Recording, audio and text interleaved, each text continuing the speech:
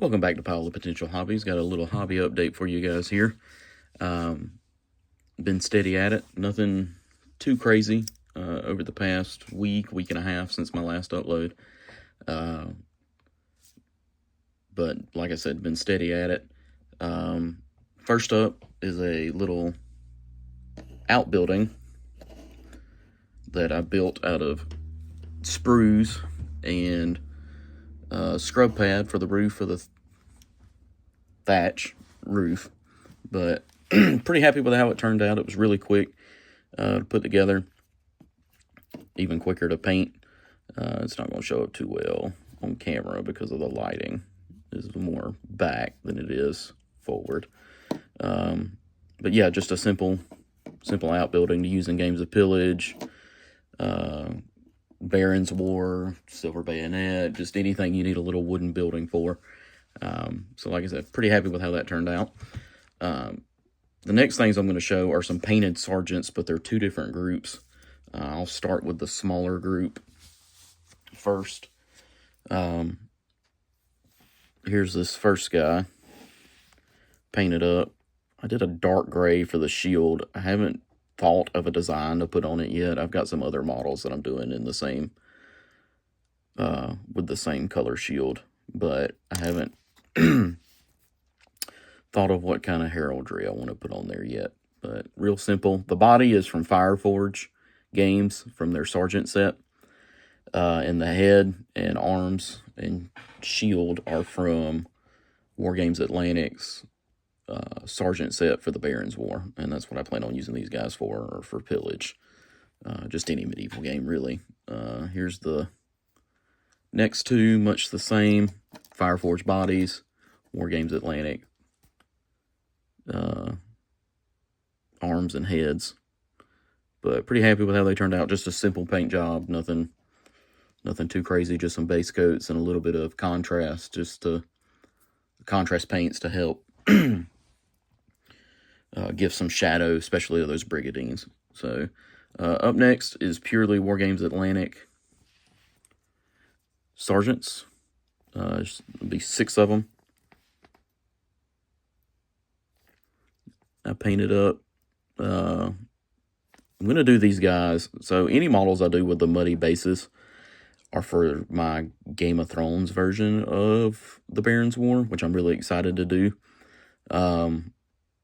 Because I'm trying to make the base represent like a burnt, muddy field, from dragons.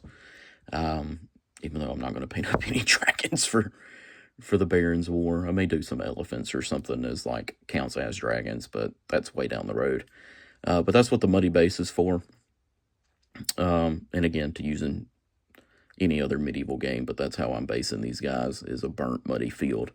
But these guys, they're all going to have some form of yellow, either on a shield or on their clothing, are Baratheon troops. I just haven't done the heraldry yet. I didn't really want to before doing this video. I'm going to do it probably once I decide what kind of heraldry I want on these guys. They could be maybe some dudes from the north or something, because they're not heavily armored. So maybe some Karstarks or Starks even. But yeah, that's what this guy's for, is a sergeant in the service of House Baratheon. And that's what all 6 of these dudes are going to be. Up next is 2 archers with this blue. That's why I'm grouping these guys together, because they share this blue across all 3 of them. Whereas my next ones I did with red to share. Because I really like painting that way. And if I would have had a larger group, I would have batched them in larger, like halves or whatever. But, excuse me. Just with there only being 6, I just did groups of 3 for batch painting. So, and I just, like I said, I like painting that way, sharing, picking some base coats. In this instance, it's 3 main colors. This brown, blue, and yellow is shared amongst all 3 models. So,